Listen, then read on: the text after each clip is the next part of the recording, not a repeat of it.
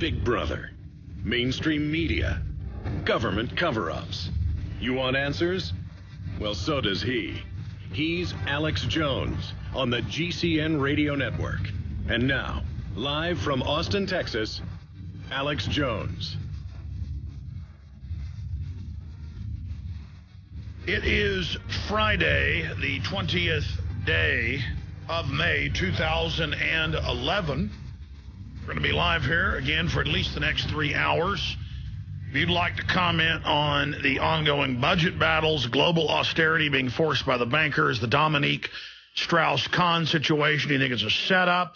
Do you think he's getting a fair treatment by the New York police? What is your take on all of the big police state announcements coming out? I'm going to go over a bunch of this news and open the phones up for first-time callers in the first hour and a half. Then Dr. Jerome Corsi joins us. He says he's got the proof that Obama's latest long-form birth certificate, remember the first was the only copy, nothing else existed. You were crazy if you said something else existed, but everybody knew there was a long form. Everybody's got a long form. Everybody knows there's a real original birth certificate, not what they originally gave us 2.5 years ago. Of course, he says he has the proof that it's a composite of multiple real birth certificates. All I know is that there's the kerning, where computers basically squunch together typewriter print when it is a fake computerized font meant to look like it was done by a typewriter. And I know that I've blown up letters printed by the same typewriter on the form, or what's meant to be a typewriter, that are identical, and that's impossible with a typewriter because every strike is a unique strike depending on how hard you push the key down and how it hits the ribbon that goes onto the paper and how the paper is moving at the time. Every one of them has little characteristics that are different, like a fingerprint. And we've blown these different to text up. Many other Photoshop and forgery experts have. It doesn't even take an expert to know this. Every pixel is identical in these letters. And so there's definitely something going on there, but it is an overall distraction from a lot of other big issues. That's why the White House is coming out with a Made in America coffee cup and T-shirt, and means to make it part of the campaign that he's made in America and you're discredited, because he doesn't want to run on his record. And so we're going to be breaking some of that down today. I have not talked about this because, quite frankly, this happens routinely every few years. And I just haven't really paid attention to it. But I've done some research a little bit in the last week or so on it. And it's just standard operating procedure. And I really haven't heard anybody come out and address it from what I believe is the proper angle. So I'm going to address this coming up in the next segment. This whole doomsday Christian cult saying that the world is going to end tomorrow. And, of course, it's already tomorrow in Japan and Australia, so they got 12 hours for the world to end. And, of course, it's not going to end, and it won't matter to these people. I will be the devil for not agreeing that the world ended on Monday when the world hasn't ended. And there'll be undoubtedly some lunatics that believe they've been raptured. Ladies and gentlemen, the rapture is not in the Bible until after Christ comes back and the dead in Christ are raised. I mean, I'm sorry, I've happened to have read Revelations, and no church taught this until about 150 years ago. And basically the Masons cooked this up as a way to discredit Christianity. That is an element of the Masons. And most of Christianity now in the world is basically globalist, Masonic run. And that's, if you like being fooled and you like being idiots, go ahead, knock yourselves out. I mean, I grew up hearing the world was going to end in '87 in Dallas from the mainline evangelicals, and billboards were up in town. And I heard it again in the 90s. And you people never stop your idiocy. And most of you are a bunch of torture-loving, war-loving people who go along with tyranny and then never go out and protest abortion because the world's ending next week. It's a big, sickening, psyop, cop-out. Why don't you get your head screwed on straight? Well, we're going to talk about it when we come back. Stay with us. It is Friday, the 20th day of May, 2011. We're going to be live here again for the next 3 hours. I don't always agree with all of his political views, but I have found that Dr. Jerome Corsi is accurate in his investigative reporting and doesn't like to go out on a limb.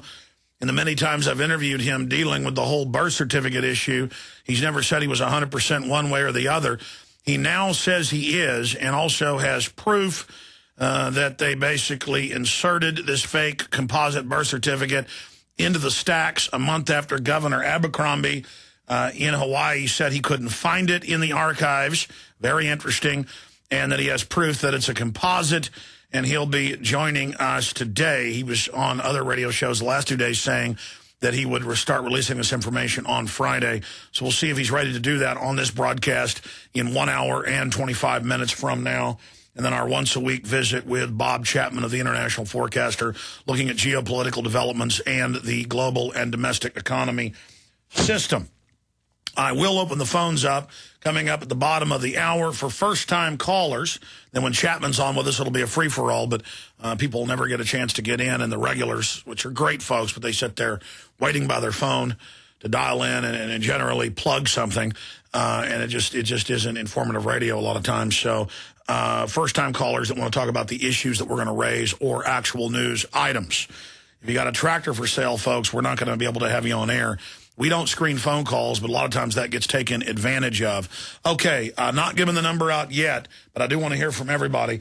A giant smattering of news, obviously, here. What's going on with Obama and his statement about the 1967 lines for Israel and Palestine, and that's got Netanyahu all upset.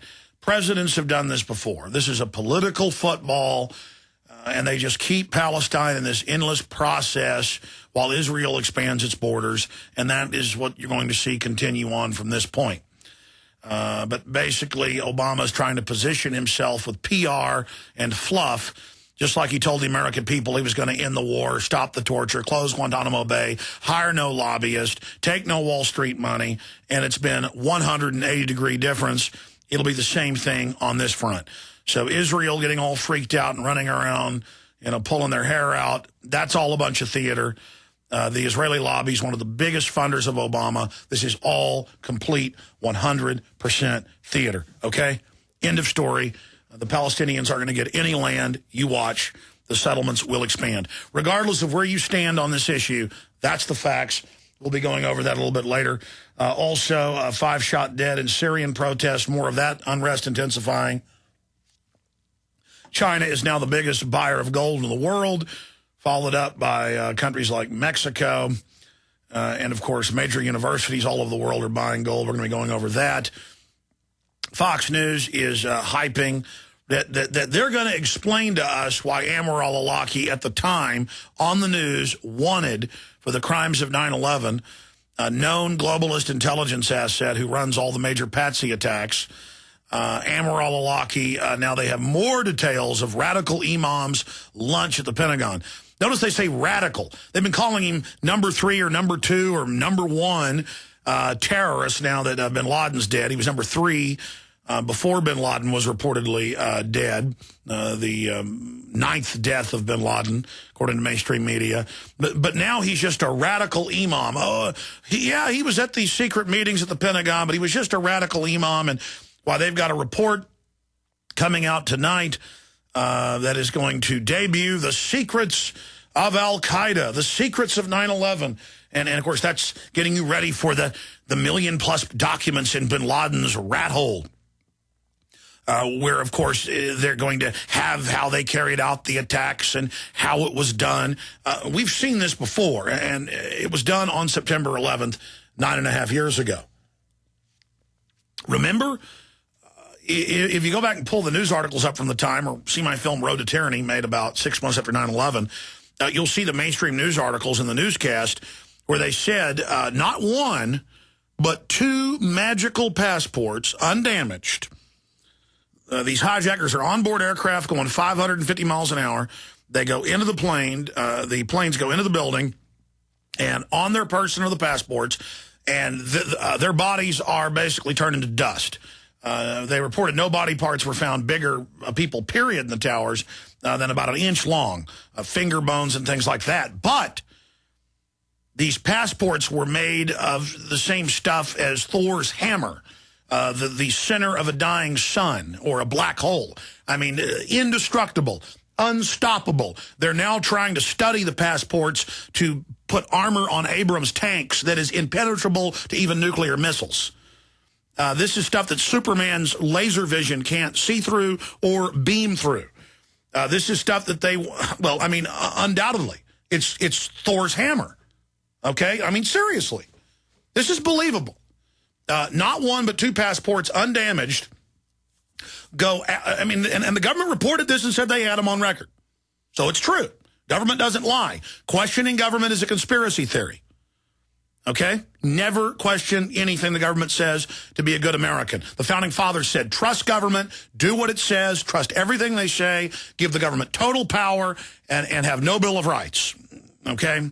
And so the government eradicating the Bill of Rights right now, that's good as well. But back to this magical adamantium substance that is impenetrable, nothing can stop it. Okay, these passports from Saudi Arabia are made of a substance that can be on someone's body when it flies at 580 miles an hour into steel girders, and the plane evaporates into flame and goes out the other side in a huge plume of fire, and then magically, it doesn't stop. These passports are so magical and so wonderful that, like Gollum's ring, they call to you. They call to who they want to find them, but not any normal mortal. No.